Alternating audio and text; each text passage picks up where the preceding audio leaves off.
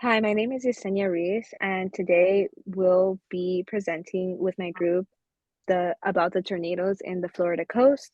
My group members are Alexis Ramos Figueroa, Sky Neifert, and Bryn Singer. This slide will be about the event description and identification. Florida is located on the trailing edge of the North American plate. It has a humid subtropical climate with long hot summers and mild wet winters. It is known to experience more tornadoes than any other state. And if a tornado were to hit the state of Florida, it would be considered a meteorological disaster, meaning that it is affected by severe weather. Most tornadoes that occur are waterspouts, meaning they are very small and weak, so they don't have a lot of impact. And most tornadoes have been recorded to occur between Tampa and Dayton Beach. The severity of tornadoes are determined through damage to infrastructures, the environment, etc. The type of damage is given a value through the Fajita scale, where the damage tells you how strong and impactful the wind is of the tornado. The more sped up and more impactful it is, the more destruction that is caused. There are two types of tornadoes that occur throughout the seasons, which is a summer tornado, which comes from tropical cyclones and along the sea breeze boundary collisions, and spring tornadoes that occur from supercells along a squall line and cold front. The average number of tornadoes per year is 68, and the highest frequency is 10,000 per square miles. One of the deadliest tornadoes that occurred in Florida is the Kissimmee tornado from 1998, which killed 25 people and injured 150 people. So the geographical risk factors, um, the Florida coast location is more prone to natural disasters like tornadoes. So the wind due to cold fronts and moisture from the Gulf of Mexico near the coast increases the risk of a tornado on the Florida coast.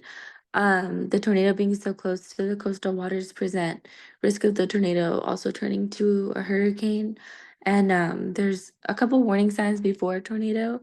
You could often see the sky turning dark green to a dark brown color, sometimes even black, and something that looks like a low cloud forming close to the ground. You might see funnel or wall clouds, loud roaring sounds, and sometimes hail. These are a couple of warning signs to look for if you think a tornado may be approaching.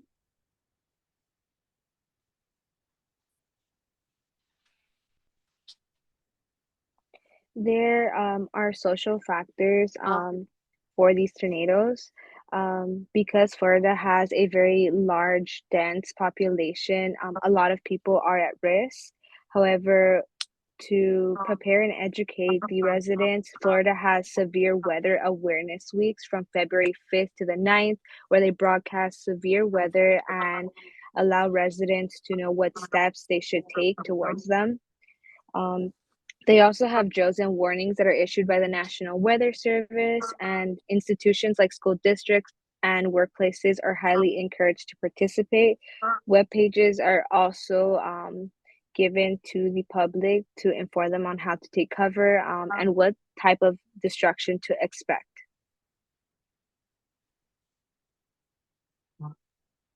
So, some of the impacts of Florida coast tornadoes, some of the immediate and short term would be environmental and damage related. So, uprooted and fallen trees, power lines that fall down. And obviously, when these things happen, they damage infrastructure like houses and people's businesses.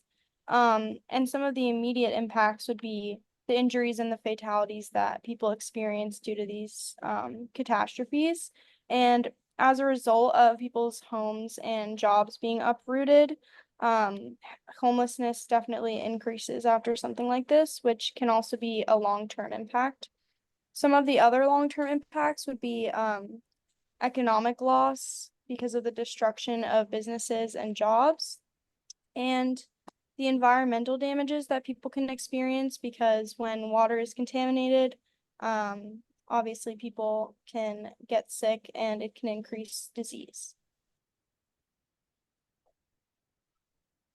So the response protocol in Florida, they have a couple different organizations set up for natural disasters like this. FEMA is Florida's emergency management agency that can provide tornado shelter, which can be important for people who don't have adequate shelter when a tornado is coming. The individual assistance program helps people acquire assistance they need after they may have damages to their home from either tornado, hurricane, things like that. Not just their home, but their property, their business, anything that could affect their livelihood. Florida seems pretty prepared for these types of situations since the region they're in is more prone to things like tornadoes. Their their emergency protocol seems to go well, but they do have an average of 3 deaths per year and 60 injuries. So hopefully, with time, they can improve their response protocol so that no one ever gets hurt.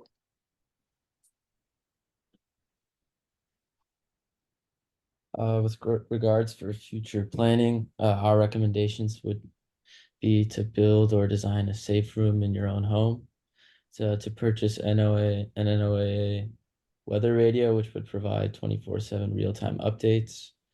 Make sure that your community is storm ready. Make sure you know the signs of a tornado, and make sure you have practice drills and go over possible situations of tornadoes in different locations when one is occurring. Here are the sources that we use to pull information for our slides. And this is the end of our presentation. Thank you so much for your time. We hope you enjoyed it.